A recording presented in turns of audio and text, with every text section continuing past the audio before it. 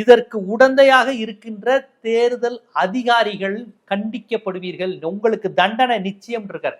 ரொம்ப ஸ்ட்ரைட்டா அடிக்க ஆரம்பிச்சிட்டார். எப்பா நீங்க யாருன்னு எனக்கு தெரிஞ்சிருச்சு, ரொம்ப தெரிஞ்சே வாக்காளர்கள் விஷயத்துல நீங்க மோசடி பண்றீங்க, வாக்காளர் விஷயத்துல நீங்க முறைகேடு பண்றீங்க, வேணும்னே நீக்கிறீங்க, வேணும்னே சேர்க்கிறீங்க. இது வந்து நிரூபணம் ஆயிடுச்சு. ஏன்னு கேட்டீங்கன்னா, நான் ஒரு கம்ப்ளைண்ட் ரைஸ் பண்ணா நீங்க என்ன பண்ணணும், அதை செக் பண்ணணும்.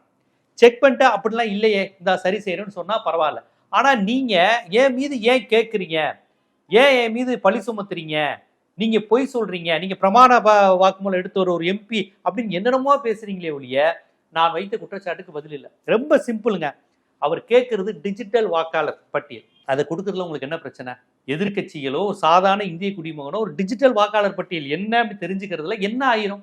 சார் அவன் அந்த தொகுதியில் இருக்கான் சார், நான் இந்த தொகுதியில் இருக்கேன் சார், அவனுக்கு எங்க இருக்கு சார், பெரியம்மாக்கு எங்க இருக்கு சார், அவன் அந்த ஊர்ல வாங்குறானா இது வாங்குறான் தெரிஞ்சுக்கிட்டு போறான். யார் எந்த தொகுதியில நிக்கிறாங்க, எந்த தொகுதியில யார் யார் ஓட்டு போடுறாங்க, எந்த தெருவில் இருக்காங்கன்னு தெரிஞ்சிரு ஒரு டிஜிட்டல் ஃபார்ம் கொடுக்கறதுல என்ன பிரச்சனை?